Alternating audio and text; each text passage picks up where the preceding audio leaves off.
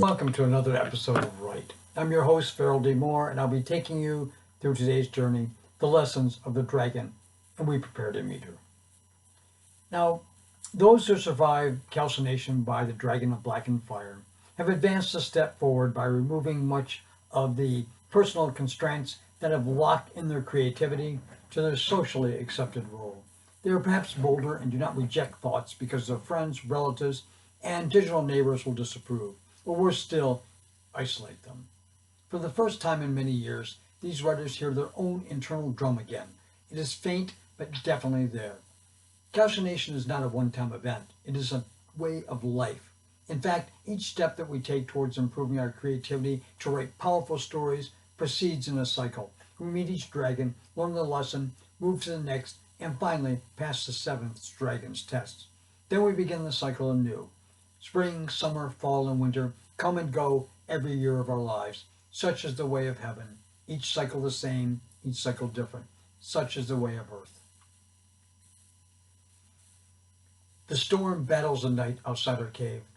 I hate it nearly as much as the old man and his noisy goat. With a mighty roar, the turbulence has thrown branches and sticks and dirty clouds of tiny stones at the mouth of our cave, taunting us, daring us to brave the wild night. You and I now cower at the back of the cave, our arms wrapped around each other, sitting on the hard earth floor.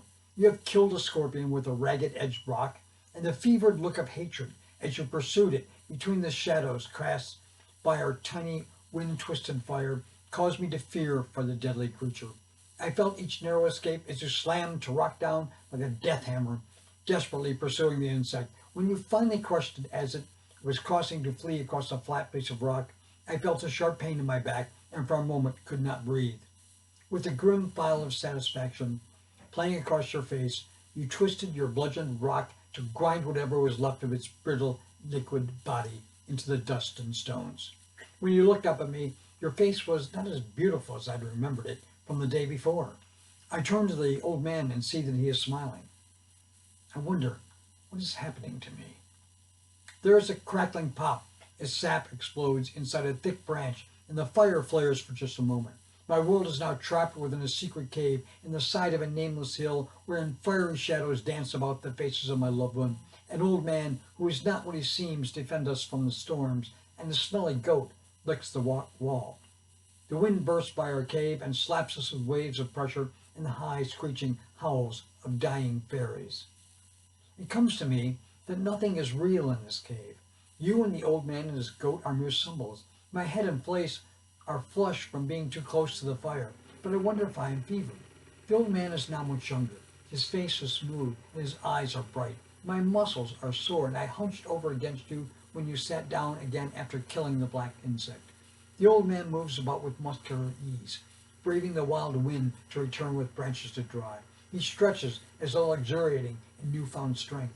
You and I are wet and cold and shivering. Our hair is finally drying from our run through the rain to this cave. His stays wet as he moves in and out of the cave, bringing back wood. It is plain to see, though, that his hair is no longer white, but black, threaded with gray. From outside, where primitive gale rages, I hear a great creaking, as though a tree is being broken in two. The goat makes a nervous sound. Our fire sways back and forth drunkenly. Head down, the old man concentrates on drying branches to keep us warm through the night. The elements themselves rage and bellow all around us, he says. How safe can we mortals be? How far are we from the lake where the water dragon hides, I ask. I'm fighting for control in a night where our lives are at the mercy of an angry nature and my heart is filled with dread.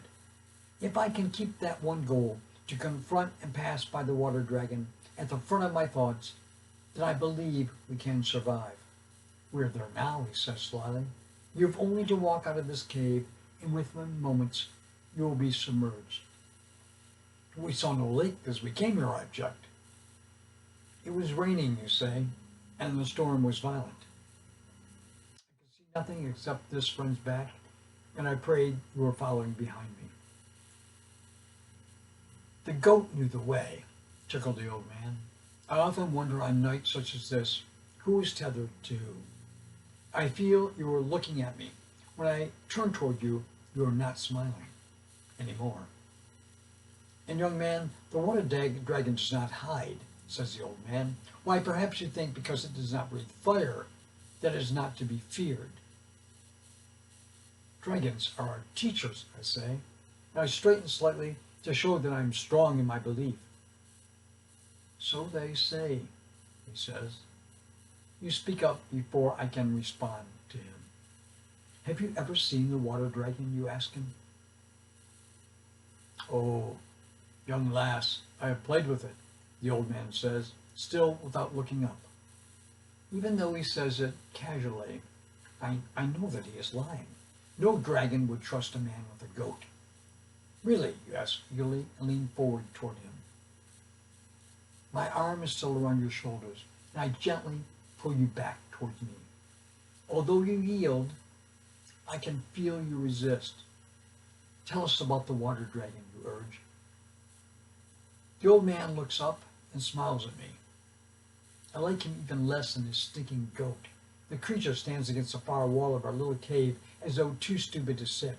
The leather tether hangs from his neck and coils on the floor. It is rarely necessary to tie a goat. They lack the audacity to break for freedom. Outside our haven, carved right into ancient rock, a burst of light illuminates the night with a giant lightning torch. Several tense breaths later, drums of thunder shake the darkness. I feel the air press against my ears and pull you closer. When it passes, I see the goat looking at me, as though we were of a kind. The water dragon, said the old man, taking a seat on a flat rock shelf, as though he were a king ascending a throne and lifting his chin imperiously, does not breathe fire. All dragons breathe fire, I said irritably. How would you know, you asked me? You have seen only one. Your look pains me, and I look away from you to face the old man again. If they do not breathe fire, what do they breathe? They breathe, he says, dreams of the mist. Each mighty exhalation of the water dragon is a wave of emotion, of visions and imaginations. The very air around a seeker is fogged and disorienting. It is difficult to find one's way. How do you mean that, wise one, you ask? Wise one? Since when did we appoint this vagabond old wreck our teacher? Perhaps we is only as you need it. I was not consulted. In dreams, symbols are real, young maid. The dragon's breath is thick water fog, and it is easy to lose your way. You'll never find your way if you depend on the real. Who drowns in the breath of a water dragon, they say, sees forever only what others see. How horrible, you say. How normal, I think. But how do we find the dragon, you ask? Your voice is low and breathy. And once again, I dislike it. The old man perched on his rock throne, his rags draped from his shoulders, looking like fine linen in the frantic firelight, beams and says, you will find a way to her in sleep.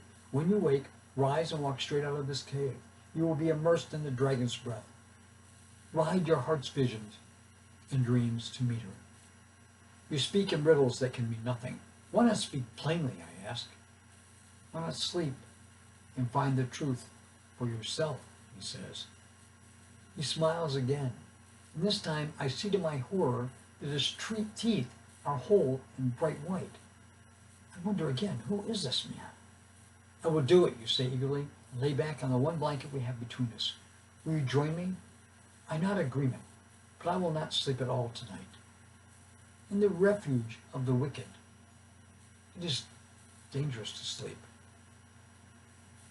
I remember my mother's words. In two, there's union. In three, there is despair. No, I will not sleep at all this night. Now that's all for today. Be sure to tune in for our next episode, The Second Dragon, Part 3. Until then, this is Farrell D. Moore urging you to keep writing.